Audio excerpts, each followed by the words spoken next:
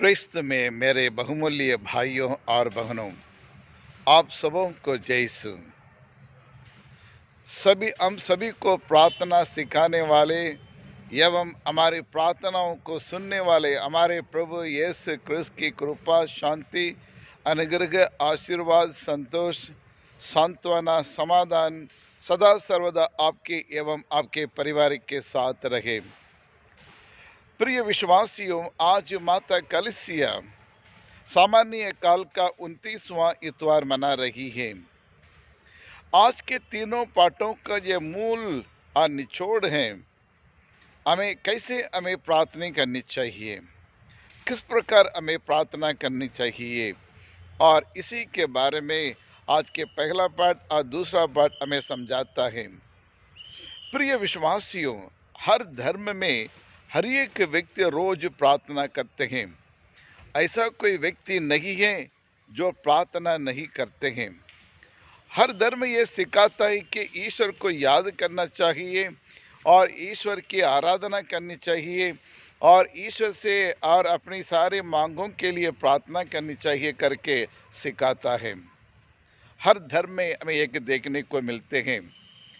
और इसी के अलावा कोई कभी आरती करते हैं या फिर और कोई पूजा पाठ करते हैं, और अन्य लोग और अगर कोई उपवास रह के भी प्रार्थना करते हैं, यानी विभिन्न प्रकार की प्रार्थना करते हैं। उनकी मांगों को ईश्वर के समक्ष रख देते हैं। जी आप क्रिस्त में प्यारे भाइयों और बहनों, लेकिन हमारे लिए, हमारे क्रिस्तियों के लिए ये प्रार्थना क्या है? प्रार्थना का मतलब क्या है? क्या जो लिखी हुई और प्रार्थना को बोलना, रोसड़ी माला करना और विनती करना और ईश्वर से कुछ मांग करना, और जो जो लिखी हुई जो प्रार्थना है उसी को बार बार दोहराना, सिर्फ यही हमारे लिए प्रार्थना है? क्रिस्त में प्यारे भाई और बहनों, क्रिस्तीय धर्म प्रार्थना क्रिस्तीय धर्म का एक मूल आधार है। प्रार्थना क्रिस्तीय धर्म का एक मूल आधार है। और प्रार्थना दो आत्माओं की खोज है। प्रार्थना दो आत्माओं की खोज है। और फेथ और prayer is the revelation of our faith in God. जी हाँ प्रिय विश्वासियों, जब हमारा विश्वास जो कमजोर पड़ जाते हैं, तब वो प्रार्थना विश्वास का पानी बहा देती है। जी हाँ क्रिस्त में प्यारे भाइयों और बहनों, यानी जब हम प्रार्थना करते हैं तो हम ईश्वर में लीन हो जाते हैं, यानी पूरे विश्वास से ईश्वर पर रखकर हम प्रार्थना करते हैं। और आज के सुसमाचार हमें यह बतलाता है हमें कैसे प्रार्थना करनी चाहिए, किस प्रकार की प्रार्थना करनी चाहिए करके हमें बतलाता है। आज के सुसमाचार और हम सबों के लिए एक अच्छी शिक्षा हमें देता है। जी हाँ क्रिस्त में प्यारे भाई और बहनों, प्रार्थना कैसे करनी चाहिए? प्रार्थना 3 प्रकार से हमें करनी चाहिए। सर्वप्रथम और अटल विश्वास के साथ या दृढ़ विश्वास के साथ हमें प्रार्थना करनी चाहिए। और दूसरा, और निरंतर, यानी लगातार निरंतर हमें प्रार्थना करनी चाहिए। और तीसरा, नम्रता और विनम्रता के साथ हमें प्रार्थना करनी चाहिए। ये 3 प्रकार यदि हम करेंगे, निश्चित रूप से और ईश्वर हमारी प्रार्थनाओं को सुनेंगे। प्रार्थना में जो कुछ हम मांगते हैं, उस सारी मांगों को प्रभु यीशु क्रिस्त हमें प्रदान करेगा। हमारी मांग से ज़्यादा भी और ईश्वर हमें देंगे। इन बातों को हमें ध्यान में रखने की बहुत ज़रूरी है। जी हाँ क्रिस्त में प्यारे भाइयों और बहनों, सर्वप्रथम हमने देखा था दृढ़ विश्वास के साथ, अटल विश्वास के साथ हमें प्रार्थना करनी चाहिए। इसका एक उत्तम उदाहरण और बाइबल में हमको मिलता है। मत्ती के सुसमाचार अध्याय 15 पद संख्या 8, और यदि इसको हम पढ़ते तो हमें मालूम पड़ जाता है, कनानी स्त्री प्रभु यीशु के पास आकर कहने लगी है, हे प्रभु मुझ पर दया कीजिए, मेरी बेटी एक अबदूत के कारण उसको एक अबदूत उन्हें सताए जा रही है और इसलिए आंख उन्हें चंगा करे करके निवेदन करती है।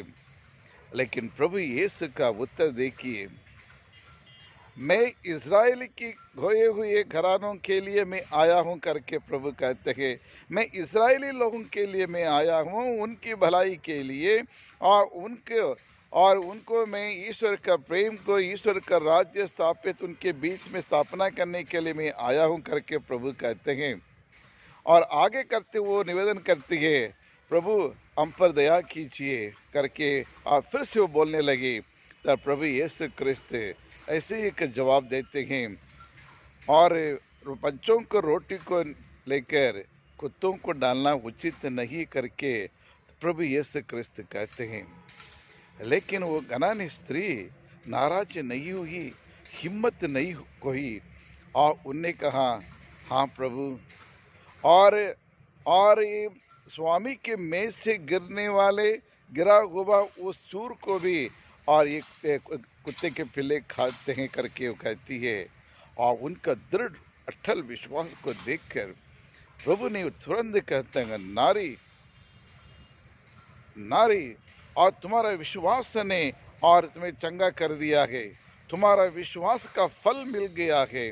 और ऐसे विश्वास को मैंने कभी देखा नहीं करके मन ही है मन ईश्वर बोलते हुए उसे कहा, नारी और जाओ और तुम्हारी बेटी ठीक हो गई हो करके प्रभु यीशु क्रिस्त से कहते हैं, तुम्हारा विश्वास ने तुम्हें चंगा कर दिया है। और ठीक और उसी समय और उनकी बेटी ठीक हो गई थी। प्रिय विश्वासियों, इस प्रकार की अटल एक दृढ़ विश्वास के साथ हम प्रार्थना में करेंगे, निश्चित रूप से ईश्वर हमारी प्रार्थनाओं के सुनेंगे। और इस संदर्भ में और पिछले साल एक उषा मिश्रा करके एक महिला आई थी और ब्राह्मण थी वो, लेकिन उन्हें और एक शैतान को सताते रहे। अबदूत ने उसकी बुरी तरह सताते थे और इधर उधर ना जाने 8 साल से इधर उधर भागते रहे, हर जगह पे जाते रहे, हर तीर्थ स्थल पे जाते रहे, लेकिन कहीं भी उसको कुछ आराम नहीं मिला और बड़ी परेशान हो गई थी। और कभी कभी रात के समय और खुदकुशी करने के लिए कोशिश करती थी और उसके पति को भी मार डालने के लिए उसके गला दबाते और उसको मार डालने के लिए कोशिश की। बेटी डर के मारे दूसरे कमरे में सोती थी। कई महीने साल बीत गए। निराश होकर आखिरी में उन्होंने सोचा कि आज निश्चित रूप से मैं और खुदकुशी कर लूँगी। तब उनके मन में और ईश्वर ने और एक बुलावा की एक पुकार लगाई, मरने से पहले एक बार मेरे मंदिर में आके जाओ, मेरे उपस्थिति में आकर तुम एक बार प्रार्थना करोगे, गिरजाघर में आ जाओ करके ईश्वर ने उनके अंदर आत्मा में बोला। और वो मानकर मेरे पास आए और उन्हें सारी बातें बताई और मुझसे प्रार्थना करने के लिए कही। क्या तुम प्रभु यीशु क्रिस्त चंगाई करने वाला, प्रभु यीशु क्रिस्त दुनिया को मुक्ति देने के लिए संसार में आए, वो मुक्ति दे सकते हैं, तुम्हारी प्रार्थना को स्वीकार कर सकते करके आपके विश्वास हैं? उस महिला ने कहा, हाँ मैं बिल्कुल विश्वास करती हूँ। मैं इन परेशानियों से और मैं ठीक होना चाहता हूँ, छुटकारा पाना चाहता हूँ करके उन्हें और प्रकट किया गया और उनके लिए प्रार्थना करते गए। 1-2 सप्ताह इस प्रकार आते रहे हर इतवार को और उनके लिए मैं प्रार्थना करते गए। लेकिन एक दिन जब प्रार्थना करते करते ही वो अबदूत उनके शरीर से बाहर निकल आए और उसी दिन वो कहने लगे कि और ईश्वर को कोटि कोटि धन्यवाद, जो 8-10 साल से मैं कोशिश करती थी लेकिन कोई नहीं कर पाया, लेकिन प्रभु ईसा मसीह पर मैंने विश्वास किया और उनके वचन को मैंने सुनी और उन्होंने मुझे चंगाई किया। ईश्वर की स्तुति हो, ईश्वर की आराधना हो करके और ईश्वर की प्रशंसा करने लगी। जी हाँ, क्रिस्त में प्यारे भाइयों और बहनों, उनके विश्वास को देखिए। हम में से कई लोग हम बाइबल पढ़ते हैं, रोज़ हम रोसरी करते हैं, नाम जपते हैं, ईश्वर का नाम जपते हैं, लेकिन हमारे विश्वास किस प्रकार का विश्वास है? क्या हमारे पास उषा और मिश्रा के समान एक अट्ठल, ये असरदार, ज़बरदस्त विश्वास है? इसको हमें मननचिंतन करके देखना पड़ेगा। जी हाँ, क्रिस्त में प्यारे भाइयों और बहनों, और दूसरा, और हमें निरंतर प्रार्थना करनी चाहिए, लगातार प्रार्थना करनी चाहिए। एक दिन हमने किया, 1 महीना किया, 4 दिन किया, 4 महीने किया, फिर छोड़ दिया, ऐसे नहीं चलता है। क्योंकि ईश्वर एक ही बार अपनी प्रार्थनाओं को नहीं सुनते, और ईश्वर कभी-कभी कहता है कि कितनी, और इनके पास कितनी ये ताकत है, कितनी बार, कितने समय तक वो प्रार्थना करते रहते हैं। क्या अपने विश्वास में दृढ़ बने रहते हैं या कमज़ोर पड़ जाते हैं कि उसकी परीक्षा लेता है। इसलिए हमें निरंतर प्रार्थना करनी चाहिए। और आज के सुसमाचार, संत लूका सुसमाचार अध्याय 18 1 से 8 तक, इसमें देखिए वो विधवा बार-बार वो न्यायकर्ता के पास जाकर और अपना कंप्लेन कर रही है। लेकिन वो न्यायकर्ता बार-बार उनकी बातों को टाल देता है, लेकिन उन्हें छोड़ी नहीं, उन्हें और निरंतर बार-बार उसके पास जाके उसको परेशान करते रहे और अपने माँगों को उनके सामने रखते रहे, और आखिर उन परेशानियों के कारण उसको न्यायकर्ता को उसका प्रार्थनाओं का और उत्तर देना ही पड़ा। उनकी प्रार्थनाओं का फल उन्हें प्राप्त हुआ। यानी निरंतर प्रार्थना करनी चाहिए। प्रिय विश्वासियों, आप और मैं क्या करते हैं, जब दुख तकलीफ आ जाते हैं, परेशानी आ जाते हैं, तो ईश्वर से प्रार्थना करते हैं, लेकिन तुरंत हमें कुछ आराम नहीं मिल पाता है, तुरंत हमारे प्रार्थनाओं की जवाब नहीं मिल पाता, तो हम कमज़ोर पड़ जाते हैं, हमारे विश्वास कमज़ोर पड़ जाते हैं, हमारा विश्वास फीका पड़ जाता है। फिर हम ये कहने लगते हैं, ईश्वर ने मेरी प्रार्थना नहीं सुनी, इसलिए क्या मतलब है, चर्च जाने से क्या मतलब, प्रार्थना करने से क्या मतलब, करके तरह-तरह की और हमारे विचार को हम प्रकट करते हैं। लेकिन याद रखिए, और उस विधवा के समान निरंतर हर समय सुख में, दुख में, मुसीबत में और निराशा में, और हमेशा हमें प्रार्थना करते रहनी चाहिए, तभी और उसका फल हमें मिलेगा। प्रिय विश्वासियों, और तीसरी, और ये बात है, जब नम्रता और विनम्रता के साथ हमें प्रार्थना करनी चाहिए। प्रार्थना में ईश्वर के साथ लड़ते हुए नहीं, और अपने क्रोध को प्रकट करते हुए नहीं, गुस्सा दिखाकर नहीं, और दूसरे पर ईर्ष्या रखते हुए नहीं, और दूसरों की और इसकी बुराई करने के लिए नहीं, इस प्रकार हमें प्रार्थना नहीं करनी चाहिए। इस तरह से हम करेंगे, ईश्वर हमारी प्रार्थनाओं को सुनेंगे नहीं, हमारे प्रार्थनाओं का फल नहीं मिलेगा। प्रिय विश्वासियों, प्रभु यीशु को देखिए, संत लूकास के सुसमाचार अध्याय 22 पद संख्या 42 है, और वहाँ प्रभु यीशु क्रिस्त गेत्सेमनी में वहीचे में प्रार्थना करते समय, और प्रभु से अपने दुखों के बारे में सोचकर पिता परमेश्वर में प्रार्थना करते हैं, प्रभु यदि आप चाहे, यदि आप हो सके, और इस प्याला को मुझसे हटा दे करके, लेकिन मेरी इच्छा नहीं, आपकी इच्छा पूरी हो करके। कितना नम्रता विनम्रता से प्रार्थना करते हैं।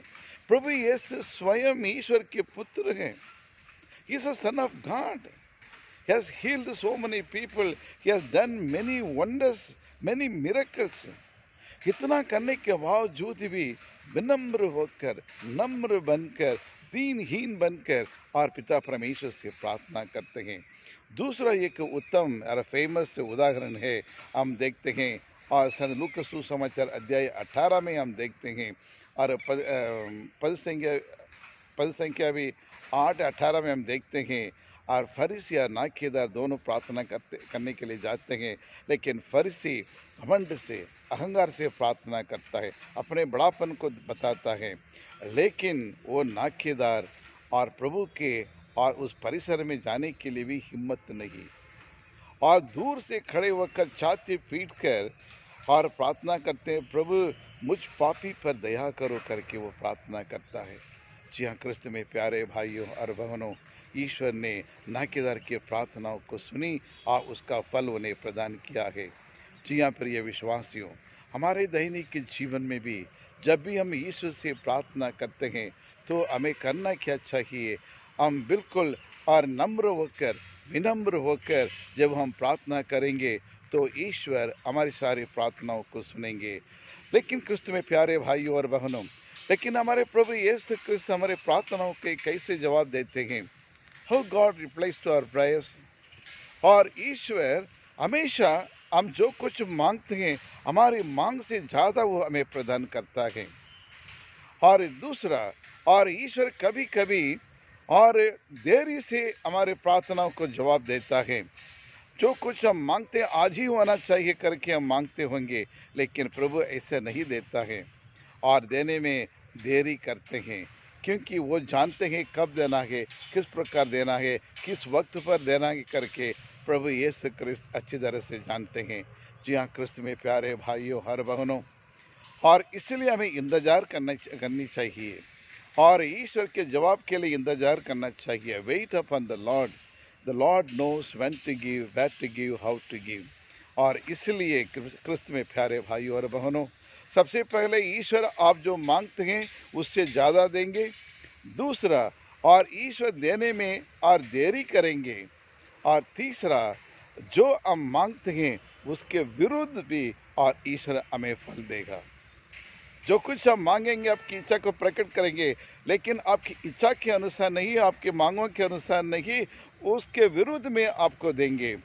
उदाहरण के लिए मूसा मूसा वो कानान देश के वहाँ पहुँचना चाहते हैं इस्राएल लोगों के साथ, और उनकी एक इच्छा थी आखिरी तक को कानान देश में जाके उसको मैं देख लूँ करके, एक नज़र वहाँ जाके देखूंगा करके उन्हें सोचा था, प्रार्थना किया, लेकिन ईश्वर ने उनकी इच्छा के विरुद्ध दिया। उस होरे पहाड़ में जाकर वहाँ से तुम उस देश को, कानान देश को देख लो करके ईश्वर ने कहा, और वहीं वो मर गया था। प्रिय विश्वासियों, और इसी प्रकार हम हमारे योब के जीवन में भी हम देखते हैं। योब भी कहते हैं, योब और वो भी कहते हैं अध्याय 30 और पद संख्या 20, वह ईश्वर से पूछा, प्रभु मैंने आपको पुकारा, आपने मेरी पुकार नहीं सुनी। मैं आपके सामने खड़ा था, आपने मुझे देखा नहीं करके वो व्यक्त करते हैं। लेकिन और योब की किताब अध्याय और 42 भी हमें एक देखने को मिलता है। वहाँ वो क्या करता है, प्रभु ईश्वर पूरी उनकी परीक्षा लेने के बाद प्रभु उनको सब कुछ लौटा देते हैं। और इसलिए और ये बाइबल ये कहती है, और पहले के दिन की अपेक्षा पिछले दिनों की और दिनों में बहुत सारे आशीर्वाद उन्हें प्रदान किया, उन्हें वरदान किया है। जो कुछ खोया था सब कुछ ईश्वर ने उसको लौटा दिया। जी हाँ, क्रिस्त में प्यारे भाइयों और बहनों, यिर्मयाह प्रार्थना किया था, 10 दिन के बाद भी उसको उत्तर मिला। दानियल ने प्रार्थना किया, लेकिन उसको 21 दिन के बाद भी उसका जवाब मिला। उसी प्रकार ईश्वर आपके मेरे भी जब भी हम प्रार्थना करते हैं, अपने हमें समय के अनुसार में प्रदान करेंगे। तो आइए हम ईश्वर पर पूर्ण विश्वास रखें, निरंतर प्रार्थना करते रहें, नम्रता विनम्रता से प्रार्थना करें। आमीन आमीन।